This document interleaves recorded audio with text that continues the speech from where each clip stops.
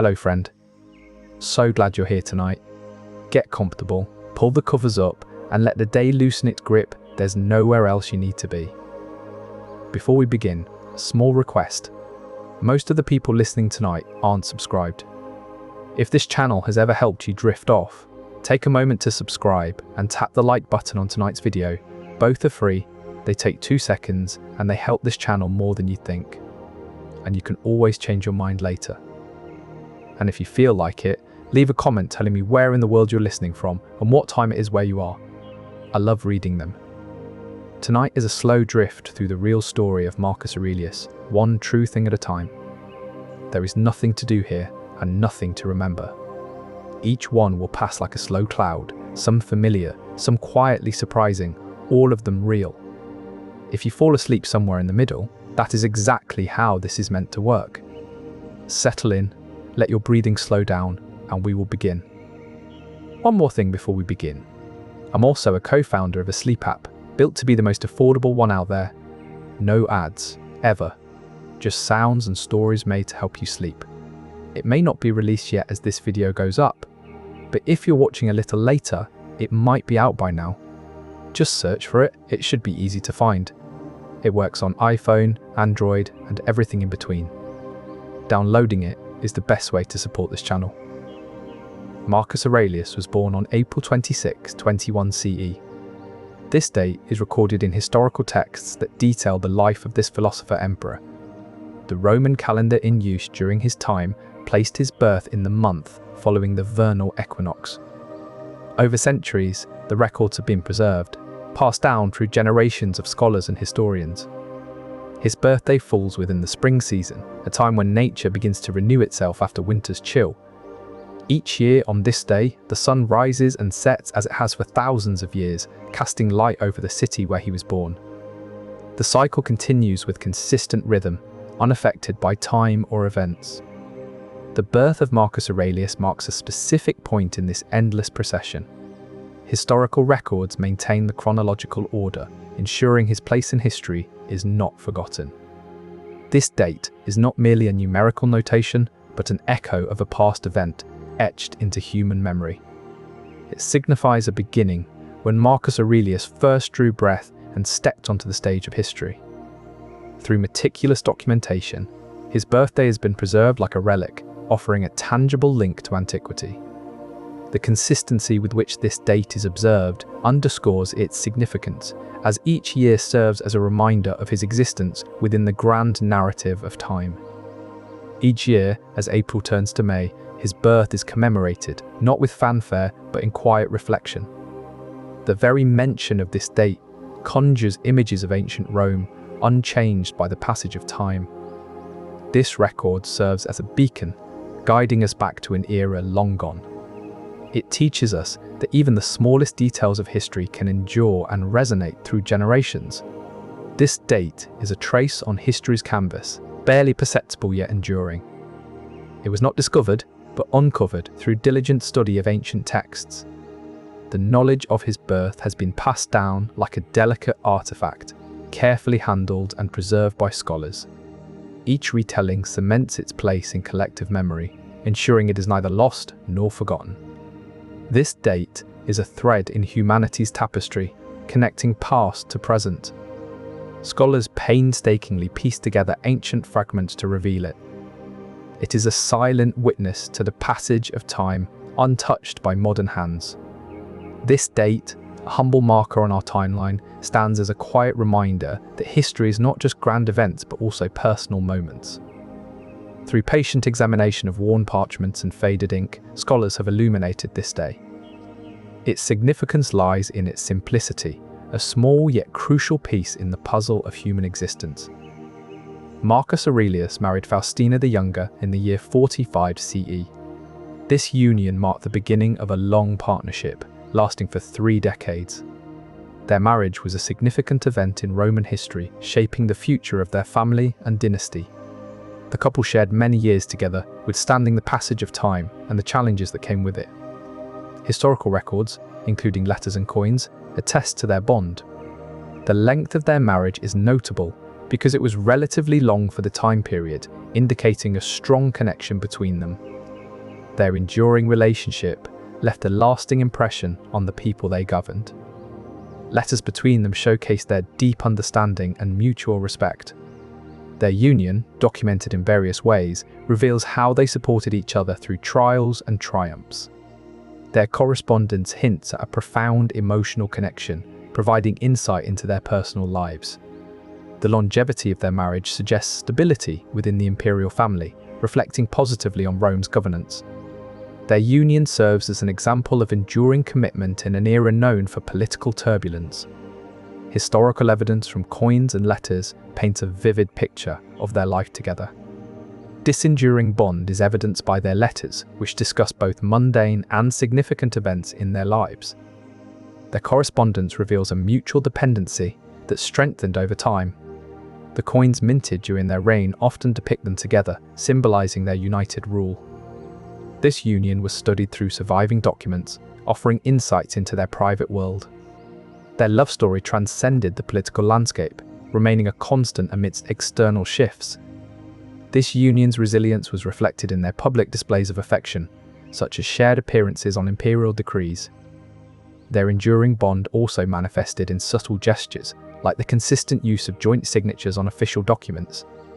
The survival of these artifacts allows us to observe their partnership from a distance, providing an intimate glimpse into their personal dynamic. Their enduring bond is evident in small, daily acts of consideration. The frequency and tone of their communications hint at a deepening trust over time.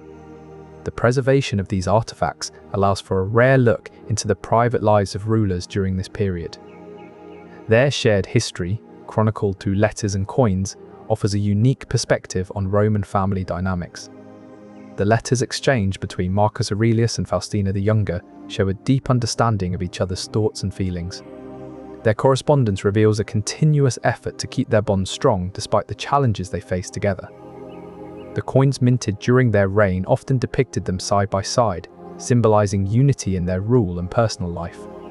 The artifacts surviving from their era provide an intimate glimpse into the dynamics of their relationship, showcasing their enduring love and commitment. Marcus Aurelius died in Vindobona, now known as Vienna, Austria. This ancient city, once a Roman military camp, was where the philosopher emperor drew his last breath. The town's location, near the Danube River, would have provided a serene setting for Marcus Aurelius's final moments. It is believed that he was traveling to quell rebellions when illness struck him in this distant outpost of the Roman Empire. Historical records, painstakingly preserved over centuries, document his death here, offering insight into the journey of one of history's great minds. The city's transformation from a military camp to a cultural hub reflects the evolution of empires over time. The serene setting by the Danube River likely offered a tranquil backdrop for his final moments, contrasting with the tumultuous affairs he managed throughout his life. Archaeological findings and historical texts have been instrumental in piecing together the details of his journey and demise. The enduring legacy of Marcus Aurelius's philosophy continues to be studied and revered, even after centuries. His final journey was likely arduous, a reminder that even the most powerful could be felled by disease.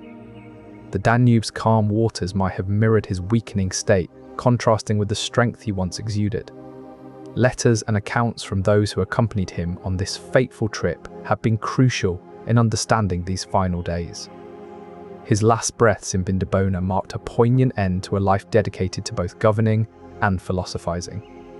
The ancient walls that once protected this military camp now stand as silent witnesses to the emperor's final hours. The city's evolution from fortress to metropolis echoes Marcus Aurelius's transition from warrior to philosopher. Scrolls and fragments found in the city's archives bear witness to his journey, detailing his illness and its impact on the empire. The quiet banks of the Danube hold whispers of his last moments, a stark contrast to the noise of battle he once commanded. His writings, found in various libraries throughout the empire, reveal a mind still grappling with philosophical questions even in his final days. The quiet humility of Vindobona's setting, devoid of grand monuments, likely mirrored Marcus Aurelius's own preference for simplicity over ostentation. Fragments of letters found near the Danube hint at his growing detachment from worldly affairs as illness progressed. The serene environment he encountered in Vindobona may have provided a sense of peace that eluded him throughout much of his reign. The emperor's final days were spent amidst the tranquility of the Danube, a stark contrast to his usual life filled with turmoil. The quiet setting allowed him to contemplate in solitude, reflecting on his philosophical beliefs that guided both his reign and personal growth. Historical documents detailing his travels emphasized the calm atmosphere surrounding Vindobona during this period. Archaeological findings in the region have also uncovered remnants of ancient texts, providing further insight into his thoughts as he neared the end of his life. Marcus Aurelius served as Roman emperor from 161 to 80 AD. This period marked the end of an era known as Pax Romana, a time when Rome experienced relative peace and stability. Marcus Aurelius was not alone in his philosophical pursuits. He lived during the same time as Epictetus and Seneca, whose teachings likely influenced his own views. The city of Rome, during this period, saw many changes, yet it remained a place where philosophy thrived. The emperor's reign was documented by historians, providing insights into his rule and its impact on the empire. His era also coincided with the decline of Pax Romana, signaling the start of more turbulent times for Rome. The legacy of Marcus Aurelius is remembered not just through historical records, but also in the philosophical writings he left behind. His writings, known as Meditations, offer a personal reflection on Stoic philosophy. They reveal his beliefs in living according to nature and accepting what one cannot change. These texts have been studied for centuries, providing modern readers with insights into ancient Roman thought. His philosophical views continue to influence thinkers today, illustrating the enduring relevance of his ideas. His philosophical texts, written in Greek, have been translated into numerous languages, making his ideas accessible to a global audience. They were originally intended as personal notes for self-reflection and guidance during his reign as emperor. The manuscripts were discovered after his death, shedding light on the inner workings of his mind and philosophical beliefs. The emperor's philosophical writings were initially private, intended for his own reflection and growth. They offer a unique perspective on how he grappled with the challenges of ruling an empire. Through these texts, we can understand his internal struggles and how philosophy guided him. The enduring appeal of his ideas lies in their universal applicability to human experiences. The emperor's writings provide a window into his private thoughts and reflections on power, duty, and resilience. They were preserved due to their profound insights, even though they were not intended for public consumption. These personal notes offer an unfiltered view of his inner life and philosophical journey. The enduring relevance of these writings stems from their timeless wisdom on navigating life's challenges with stoicism. His philosophical explorations served as a personal compass, steering him through tumultuous times. These reflections were penned in moments of solitude and introspection, away from the grandeur of his imperial duties. They reveal a man grappling with the complexities of leadership and life, seeking harmony within himself amidst external chaos. These notes, now preserved as meditations, offer readers an intimate glimpse into the mind of a Roman emperor, unadorned by the trappings of power. The grandfather in the story refers to Marcus Aurelius's emotional reactions, indicating he did care about things despite being a Stoic. This implies that even though he was trained in Stoicism, which encourages indifference to worldly matters, there were moments when his feelings surfaced. His writings, notably Meditations, offer glimpses into these emotions, revealing a human side beneath the philosopher's Stoic facade. Scholars have delved into these texts, piecing together clues about how he felt and what stirred him emotionally. The light in his study, casting long shadows on the worn parchment, might have flickered as he penned these personal reflections, giving us a window into his inner world. Time has preserved these emotions, etched in ink, allowing us to understand that even a Stoic sage can experience deep feelings. His private thoughts, hidden in the quiet moments of reflection, now echo through time, reminding us that even the Stoic heart beats with passion. These writings, once scribbled in solitude, have become whispers from the past, offering a glimpse into the mind of a philosopher king. The ink on parchment bears witness to his humanity as he grapples with the emotions that Stoicism tries to suppress. In these quiet confessions, we see a man wrestling with his own nature, a struggle preserved for generations to ponder. His words, transcribed on weathered parchment, reveal a mind grappling with human complexity. The shadows of his study, as they lengthened with the setting sun, must have grown darker still with the weight of his thoughts. In these moments of introspection, he confronted emotions that Stoicism seeks to control. His reflections, penned in solitude, offer a glimpse into the private struggles of a man seeking balance between philosophy and humanity. The flickering candlelight might have mirrored his wavering resolve, illuminating his internal battle. His quill would have traced lines of emotion that belied the detachment Stoicism advocates. The very act of writing was a rebellion against the Stoic ideal, a personal exploration of feelings buried deep within. In these private moments, he found solace in acknowledging the humanity that Stoicism often suppresses. His words, transcribed on weathered parchment, serve as remnants of a deeply personal journey. They reveal a struggle that was not merely philosophical, but profoundly human. These fragments of his consciousness, preserved over centuries, allow us to grasp the emotional undercurrents he navigated. The act of putting pen to paper became a means for him to confront and acknowledge these inner complexities. Marcus Aurelius' father was the praetor Marcus Annius Verus. The title of praetor was an important position in ancient Rome, indicating significant political and military influence. As a praetor, Marcus Annius Verus would have overseen legal matters and occasionally commanded legions. This role was often a stepping stone to higher offices, reflecting the family's status within Roman society. Historical records from the time period reveal this information, preserved in documents and inscriptions.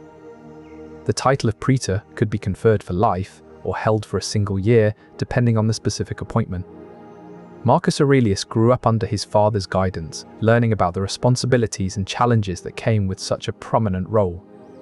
His father's role as a praetor offered Marcus Aurelius early exposure to legal and administrative duties, shaping his understanding of Roman governance. This position also granted the family access to influential networks, enhancing their political standing. Historical accounts from contemporary writers like Cassius Dio and Herodian provide insights into the specifics of this title's responsibilities. The nature of a praetor's duties varied depending on whether the appointment was for life or a single year, influencing the extent of their impact on society. The praetor's role was not just ceremonial, it demanded active participation in Rome's governance. This influence extended beyond legal matters, touching on military and civic affairs. The father's position also meant Marcus Aurelius witnessed firsthand the delicate balance of power in the Roman political landscape. By observing his father's duties, he gained a practical understanding of how laws were implemented and enforced. Marcus Aurelius saw his father's work as a praetor involve daily meetings with magistrates and senators, where decisions were made that shaped Rome's future. His father would often return home with scrolls of newly enacted laws or reports on military campaigns. The influence of the praetor extended to the provincial governors who sought guidance from Marcus Annius Verus. By accompanying his father on public occasions, young Marcus Aurelius learned the nuances of political alliances and how they could shift over time. Young Marcus Aurelius would sit quietly in his father's study, watching as he meticulously reviewed legal documents. The praetor's duties required careful attention to detail, ensuring that every decision upheld the principles of Roman law. This close observation allowed Marcus Aurelius to grasp the intricate workings of justice within the empire. As he grew older, he began assisting his father in organizing these documents, further familiarizing himself with the legal system. Marcus Aurelius was related through marriage to the emperors Trajan and Hadrian. This connection was forged by the bonds of matrimony, where families are joined together in a sacred union. The imperial dynasty during this era was interconnected, with marriages serving as strategic alliances. Genealogical records, preserved over centuries, document these links. In the grand halls of Rome, these familial ties were often discussed and celebrated among the elite. The public knew of these connections through official decrees and monumental inscriptions. Such relationships played a significant role in shaping the political landscape of the time. These marriages solidified loyalty, with each family supporting and defending one another. The unions were deliberate choices, not merely romantic ones. They were chronicled in meticulous records, ensuring the accuracy of their lineage. This practice persisted due to its demonstrated effectiveness in maintaining stability. These familial ties served as foundations for political power, ensuring that alliances were upheld. Marriages during this period were not merely private matters, but public displays of unity. Genealogical knowledge was valued and disseminated widely among the populace. Records of these unions were meticulously maintained in archives, accessible to those who needed the information. These unions were instrumental in forging alliances between different factions within the empire. Families who once might have been rivals became allies through these strategic marriages. The public nature of these marriages served to reassure citizens that their leaders were committed to unity and stability. Over time, this practice ensured a level of harmony that might otherwise have been elusive. These alliances were integral in fostering a sense of shared purpose among the ruling class. The intertwining of families through marriage created a web of mutual support that spanned generations. The careful documentation of these unions ensured their legitimacy and provided a historical record for future leaders. This practice was so entrenched that it became an expected norm, shaping societal expectations around power and influence. Marriages were meticulously planned, with each alliance carefully considered to enhance political strength and unity. They were often arranged between young members of prominent families, binding their futures together. The marital bonds were seen as a critical factor in maintaining the balance of power within the empire. These unions were not just ceremonial, but carried profound implications for governance and stability. These marriages were not only about personal ties, but also about securing political favor and maintaining social order. The bonds created through these unions were a means to an end, ensuring that different households could work together for the common good of the empire. Over time, this practice became ingrained in the culture, with each new generation understanding its importance and continuing the tradition. This strategy was not simply about preserving lineage, but about creating a strong network that could withstand political pressures. Marcus Aurelius was born in Rome, Italy. This city, with its ancient walls and bustling markets, was the setting for his early years. The exact place of his birth is not known, but it is certain that he spent his childhood amidst the stone streets and marble buildings of this eternal city. Rome, at that time, was the center of a vast empire, and Aurelius's lineage connected him to its power. The knowledge of his birthplace comes from historical records, meticulously preserved over centuries. These documents reveal a city that was both vibrant and full of political intrigue, where the young Aurelius would have begun his journey towards becoming an emperor. The city's architecture and culture would have shaped his perspective as he walked among the grand temples and forums. The writings of historians from that era provide detailed accounts of Rome's layout and society, offering insights into Aurelius's environment. Each day in the city brought new experiences and challenges, helping to form the mindset that would guide his rule later in life. The ancient texts also mention the diverse population, which included scholars, merchants, and soldiers, all contributing to the city's dynamic atmosphere. Each stone structure in Rome told a story, shaping Aurelius's view of history and his place within it. The echoes of philosophical debates from nearby schools would have filled the air he breathed. Artisans crafting marble statues under the same sky could be seen as symbols of Roman ingenuity. The daily sights and sounds of Rome instilled in him a sense of both grandeur and pragmatism. The city's grandeur and its constant evolution served as a living classroom for Aurelius. He saw in Rome's monuments echoes of past glories and future aspirations. The city's complex social fabric, with diverse voices and competing interests, provided lessons in diplomacy and leadership. Intricate mosaics and sculptures were not merely decorative, they reflected the values and ideals that shaped Roman society and would later influence Aurelius's philosophical writings. The city's public baths and theatres provided places for relaxation and cultural exchange, shaping Aurelius's understanding of leisure and entertainment.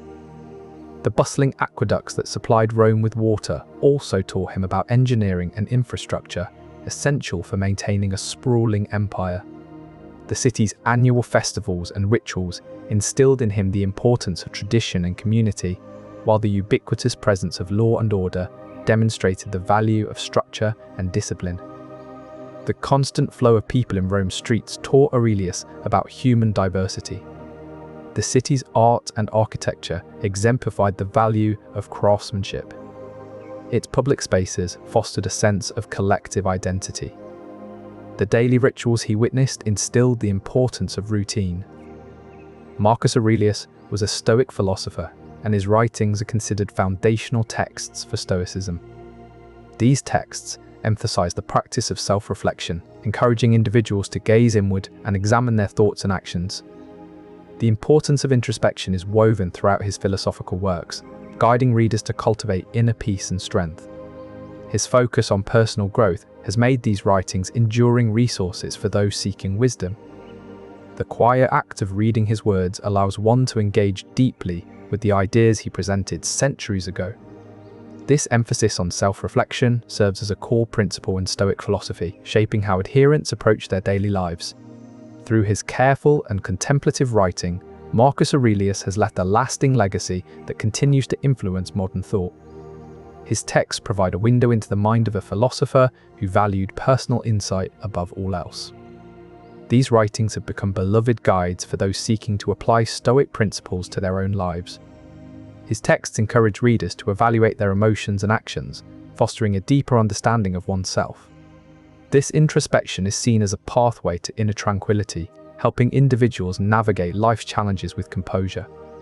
By examining their thoughts, people can identify and address negative patterns, promoting personal growth. His writings serve as a reminder that wisdom begins from within, guiding readers towards a more balanced and content life. His writings prompt readers to reflect on their inner selves, exploring emotions and motivations. This introspective journey leads to a clearer understanding of one's true nature. By delving into the depths of their consciousness, individuals can uncover hidden aspects of themselves. These revelations help shape a more authentic life. These writings encourage readers to confront their fears and uncertainties, promoting resilience in the face of adversity. Introspection allows individuals to better understand their reactions to external stimuli, thereby gaining control over their emotional responses. The practice of self-reflection is a skill that can be cultivated through consistent effort and dedication.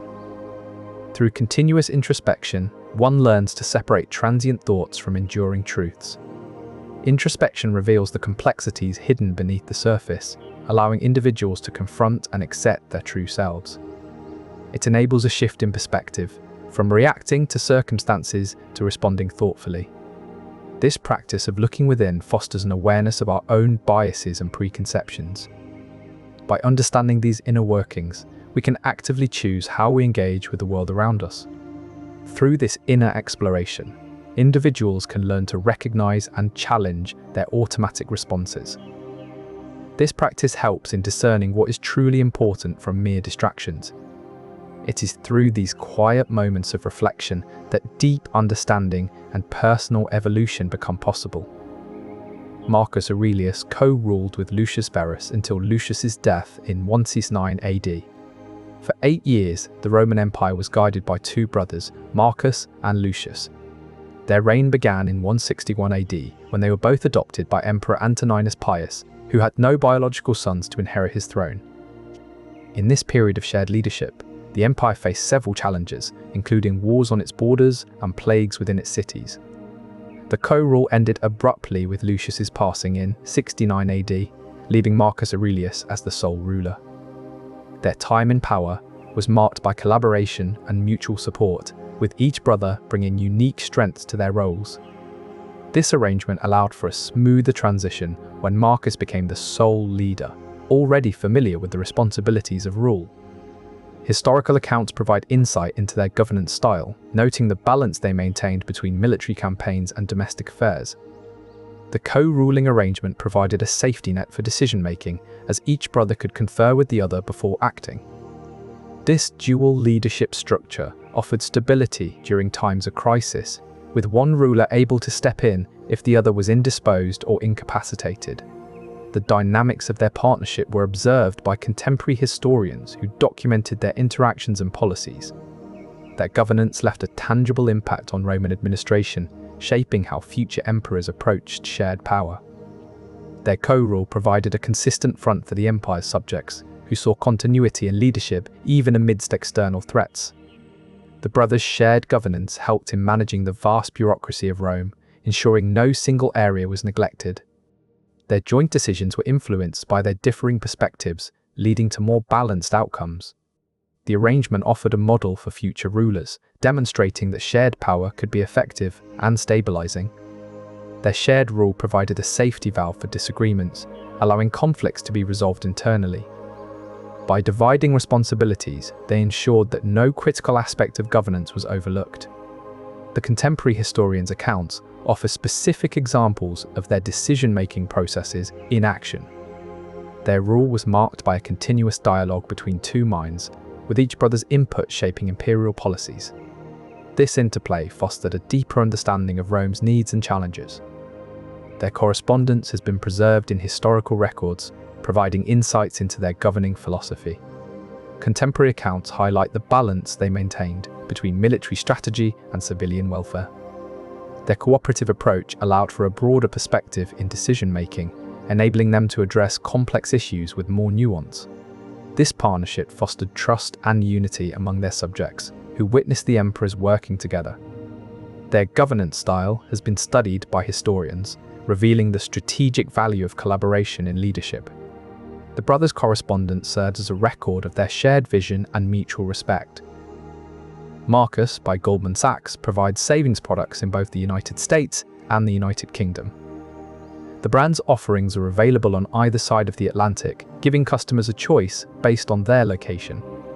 This dual presence allows for tailored financial services that cater to local markets and regulations. The decision to expand into these regions likely stems from market research identifying opportunities in both countries. Consumers in each location can access specific savings plans suited to their financial needs and goals. The availability of these products across different regions reflects the company's strategy for global growth and customer reach. The dual presence allows Marcus by Goldman Sachs to adapt to unique financial landscapes, ensuring that customers receive relevant and effective saving solutions. By operating in both regions, the company can better understand and respond to local economic trends and consumer behaviors. The expansion was likely facilitated through thorough analysis of market conditions and regulatory environments on both sides of the Atlantic. This strategic approach enables Marcus by Goldman Sachs to offer tailored financial services that resonate with a broader range of customers. This strategic duality helps Marcus by Goldman Sachs understand and adapt to local financial preferences. By being present in both regions, they can gather insights specific to each market. Their presence allows for a closer study of consumer behavior on both sides of the Atlantic. This localized understanding enhances their ability to offer relevant saving solutions. The dual presence of Marcus by Goldman Sachs in both the United States and the United Kingdom allows for a deeper understanding of each market's unique characteristics. This localized approach enables the company to respond effectively to the distinct financial needs of consumers on either side of the Atlantic. By operating in multiple regions, insights gained from one market can be applied to improve services in another. The decision to expand was likely based on recognizing the importance of tailored solutions for different economic landscapes. The company's presence in both regions ensures that they can observe and react to changes in consumer preferences over time. By maintaining a strong footprint on both sides of the Atlantic, Marcus by Goldman Sachs can refine its products based on feedback from diverse customer bases. The dual market approach also allows for continuous learning about different savings cultures, enhancing the brand's adaptability. Marcus by Goldman Sachs' dual presence enables it to fine-tune its offerings based on local feedback. Observing both markets provides a balanced viewpoint, helping the company adapt more effectively. This approach ensures that financial services remain pertinent and well-suited to each region. Continuous monitoring of both environments keeps Marcus by Goldman Sachs informed about changing consumer needs. The Marcomannic Wars were a significant event during his reign. Marcus Aurelius, the philosopher emperor, found himself on the battlefield, personally directing military campaigns. The northern frontier of the Roman Empire was under threat, and it fell to him to lead his troops against the encroaching tribes. His presence in the heat of battle was not merely symbolic. He commanded with strategy and precision. These wars lasted for years, requiring constant vigilance and endurance from the emperor himself. The extent of his involvement is known through the detailed accounts left by historians, chronicling the emperor's actions on the front lines. Through his strategic maneuvers, Marcus Aurelius demonstrated a commitment to safeguarding Rome's borders. His physical presence on the battlefield underscored the gravity of the situation and the need for decisive action. This level of engagement was unprecedented for an emperor known primarily for philosophical pursuits. Accounts from soldiers and historians provide a vivid picture of his leadership amidst the chaos of war. The emperor's direct involvement in battle, though uncommon for a leader known more for contemplative endeavours, reflects his belief that protecting Rome necessitated personal engagement.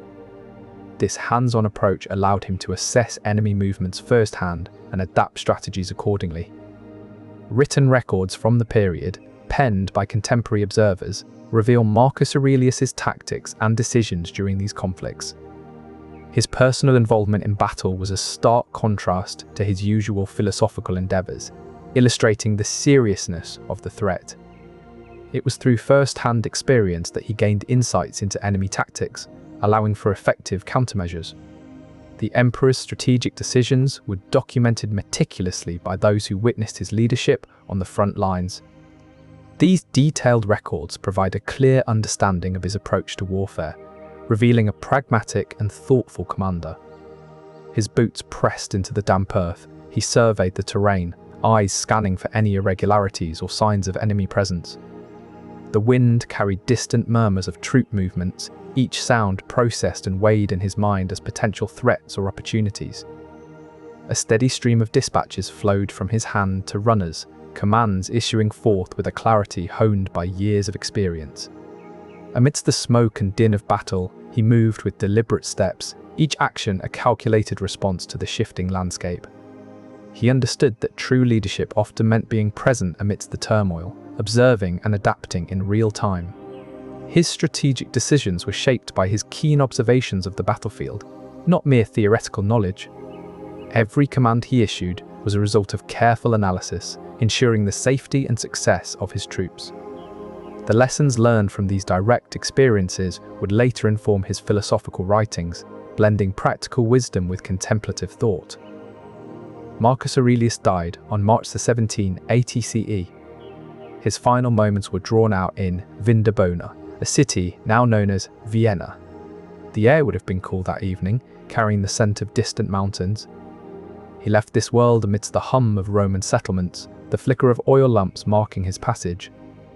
His death was recorded meticulously by those who witnessed it, ensuring history did not forget this emperor's end. The very date and place of his demise were chronicled, allowing modern scholars to trace his final steps. In the quiet of that ancient city, his life concluded, leaving behind a legacy that echoes through time. The meticulous recording of his death allowed future generations to understand the context and impact of Marcus Aurelius's reign. These records provided a glimpse into the daily life of Rome during that era, preserving valuable historical data. The humble setting of his final moments underscored the simplicity with which even emperors met their end. Modern scholars have pieced together these details from various primary sources, offering a comprehensive picture of this significant event in history. His final breaths were documented by those who tended to him, providing a rare glimpse into the private moments of an emperor. This level of detail was not typical for records of the time, highlighting the significance placed on his passing. The notes from that evening have been carefully preserved over centuries, allowing for their continued study today. These accounts offer insights into the health practices and beliefs of the period, as well as the emotions experienced by those present. These meticulous records shed light on the mundane yet vital aspects of imperial life, such as medical treatments and personal rituals. The chronicler's attention to detail reflects the importance placed on documenting the final days of a ruler. Through these accounts, we gain an intimate understanding of the Roman Empire's inner workings during its twilight years. The exact circumstances surrounding his death have helped scholars understand the medical practices of ancient Rome. Detailed accounts of his final hours reveal the importance Romans placed on recording significant events. The careful documentation provides a window into the imperial court's dynamics during that time period. Through these records, historians can reconstruct the atmosphere and rituals surrounding an emperor's death. The precise descriptions of his symptoms and treatments provide insight into the medical knowledge and practices of the era. These accounts were likely penned by learned physicians or scribes close to the imperial family, ensuring accuracy in their depictions.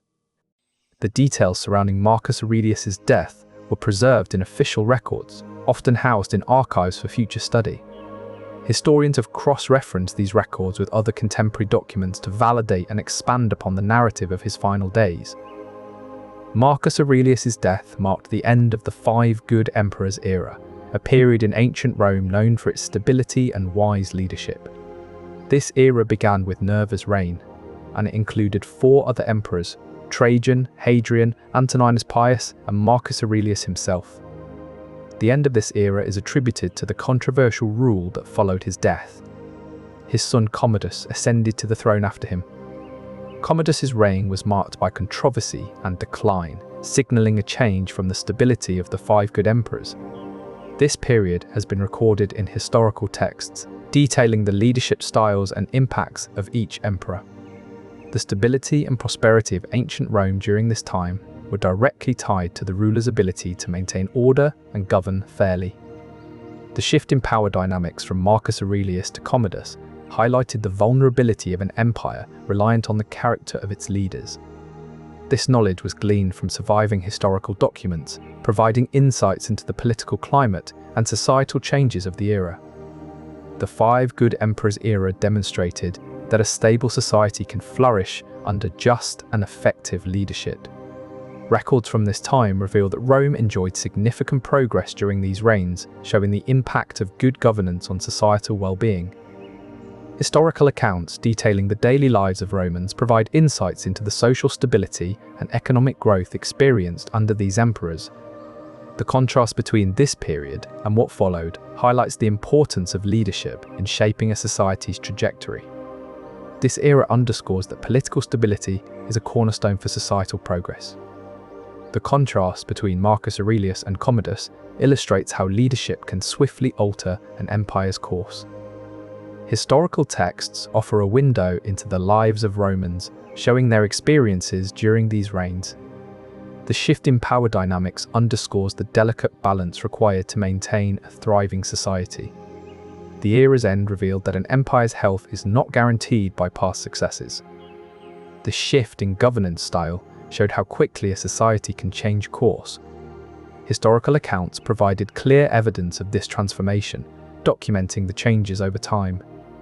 Observations from these records highlighted the importance of consistent leadership for societal well-being.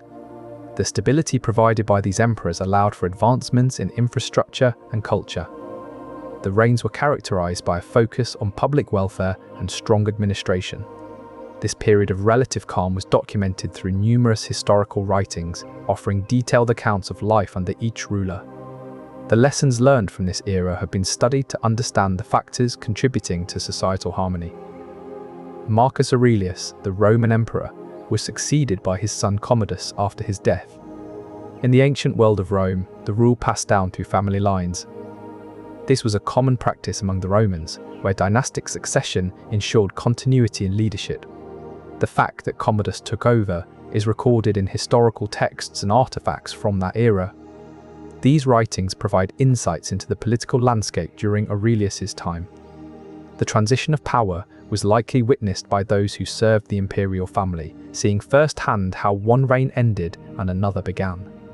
The lineage-based succession ensured a smoother transfer of authority, reducing potential conflicts over leadership.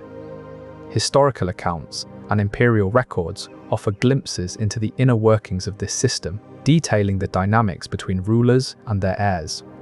Eyewitnesses to these transitions played significant roles in chronicling events, providing first-hand perspectives on the changing landscape of power. The succession process helped maintain order within the empire, as people expected and prepared for a smooth transfer of power. This method was deeply ingrained in Roman culture, with generations learning to accept and support it. Scribes diligently documented each transition, ensuring that knowledge of these events persisted over time. The continuity in leadership through dynastic succession was essential for preserving the stability of the empire. This practice minimized uncertainty and unrest among citizens. Through generations, this method became a normative expectation within Roman society.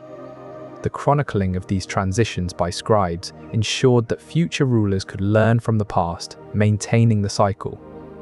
The system allowed for gradual, planned transitions rather than sudden changes. This approach fostered a sense of predictability among citizens.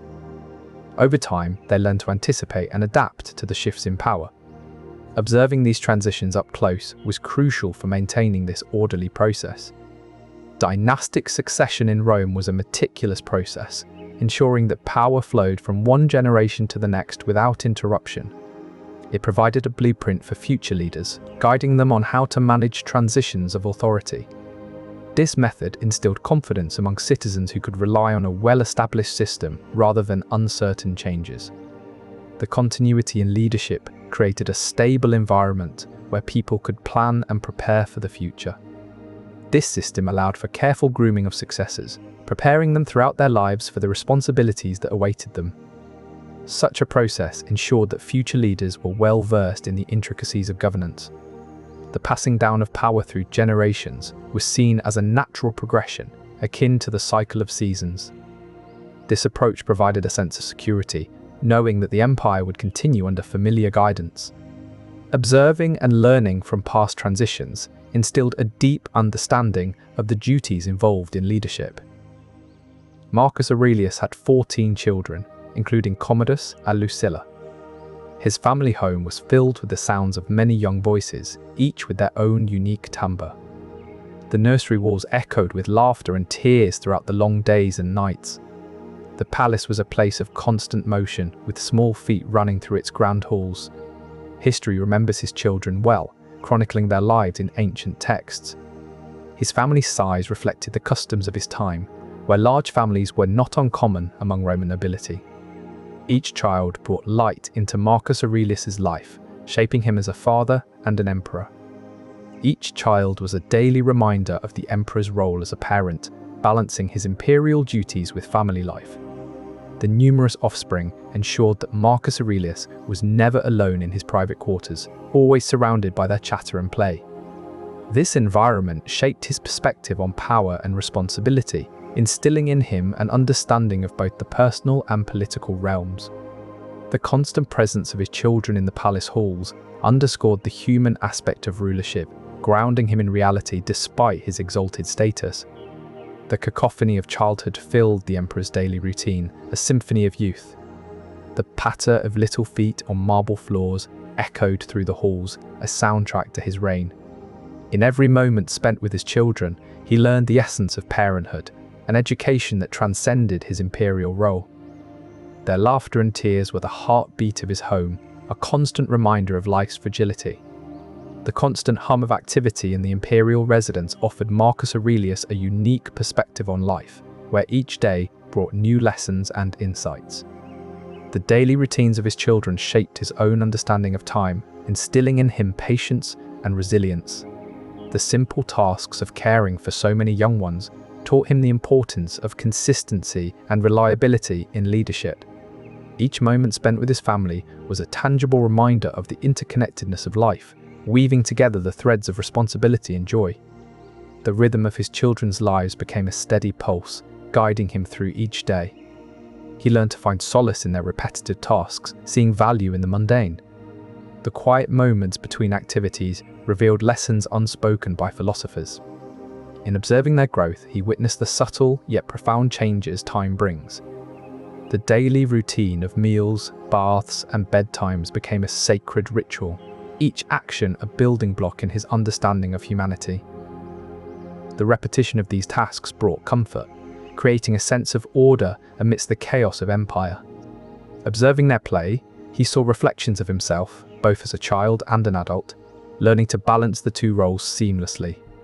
Each night, as he watched them sleep, he reflected on the day's lessons, his thoughts echoing the soft snores that filled the nursery. The reign of Commodus was marked by controversy and began Rome's decline, a stark shift from the stability of Marcus Aurelius. The once proud empire started to crumble under his rule, with political instability spreading like a slow shadow across the land. His decisions, guided by self-interest rather than the good of Rome, led many to question his fitness for power. Historical accounts, carved into stone tablets and parchment scrolls, detail this troubled period. The Senate, once a beacon of wisdom, became divided, their voices echoing in empty halls as factions formed. The once mighty army began to show signs of weakness, their strength waning like the setting sun. Rome's gold and silver reserves dwindled under his mismanagement, reflecting the decay within the imperial palace walls. The people, once loyal subjects, whispered their discontent in the markets and temples, their voices growing louder with each passing day. The grandeur of Rome's architecture began to deteriorate, as monuments and aqueducts stood neglected. The once reliable trade routes grew fraught with danger, disrupting the flow of goods and ideas. The wisdom of ancient philosophers seemed distant, their teachings less heeded in a time of turmoil. Scholars preserved records meticulously, chronicling the empire's struggles for posterity. The once thriving economy suffered, with markets faltering and merchants struggling to maintain their livelihoods. The moral fabric of society frayed as corruption spread through the ranks like a virus. The once celebrated arts and culture began to lose their luster as creative minds found little support. The sense of unity that had bound Rome together for centuries started to unravel, leaving behind a fragmented people. The once resilient infrastructure, from roads to bridges, started to fail under neglect. Citizens, once proud and confident, now lived in fear, their daily lives marred by uncertainty. The once cherished traditions of Rome, rituals that had held the empire together, began to fade away. Historians and chroniclers, tasked with preserving the truth, faced increasing pressure to alter or omit accounts of these troubled times. The once great aqueducts, now choked with debris, stood as silent witnesses to Rome's neglect. The once bustling forums echoed with the hollow footsteps of those who remained, their conversations laced with worry. The once revered temples began to show cracks, their ancient stones weeping under the weight of time and decay. The once thriving markets, now barren, bore the scars of Rome's faltering spirit. The grand structures, once a symbol of Rome's might, now stood as empty shells, their former glory fading under neglect. The once vibrant public spaces, designed for gatherings and debates, echoed with silence, a stark reminder of the empire's waning influence. The lack of maintenance, visible in every cracked column and faded mural, underscored the shift in priorities away from Rome's grandeur. Historical records, meticulously preserved by scholars, provided vivid accounts of this decline, painting a picture of an empire struggling to maintain its past glory. Faustina was the daughter of Antoninus Pius. She was born into a family that would eventually adopt her in the year 38 CE. This adoption marked her as a favoured member of the imperial household, setting the stage for her future marriage to Marcus Aurelius. The act of adoption was not merely a formality, it signified a transfer of status and responsibilities from one family to another. It is known that Antoninus Pius took this step because he saw potential in Faustina, recognizing her as a suitable wife for the future emperor. This event, though personal in nature, had far-reaching political implications, shaping the dynastic line of Rome. This act ensured Faustina's claim to the imperial lineage, securing her place as a key figure in Rome's political landscape.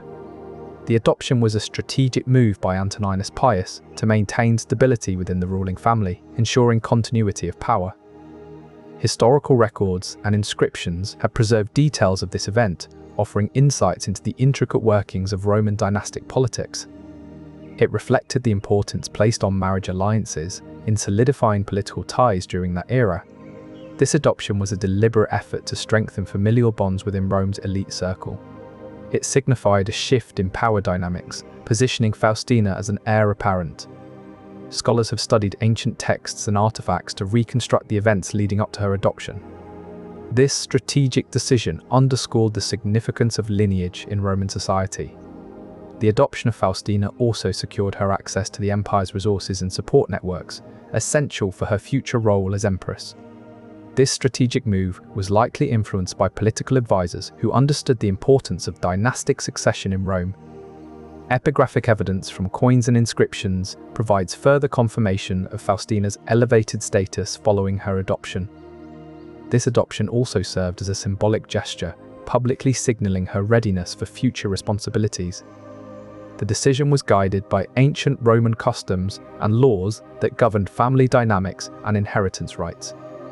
Inscriptions from the time period reveal that Faustina's name appeared on official documents alongside those of her adopted family, cementing her new status.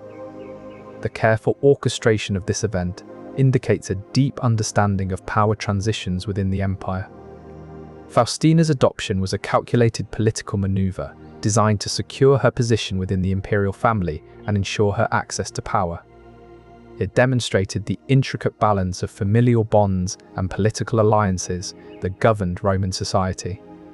The decision was likely made after careful consideration by Antoninus Pius and his advisors, reflecting the importance they placed on dynastic stability. Historical accounts from this period provide insight into the meticulous planning that went into such adoptions. And that is where we will leave Marcus Aurelius for tonight. The facts will still be true tomorrow, and this video will still be here whenever you need it. Sleep well.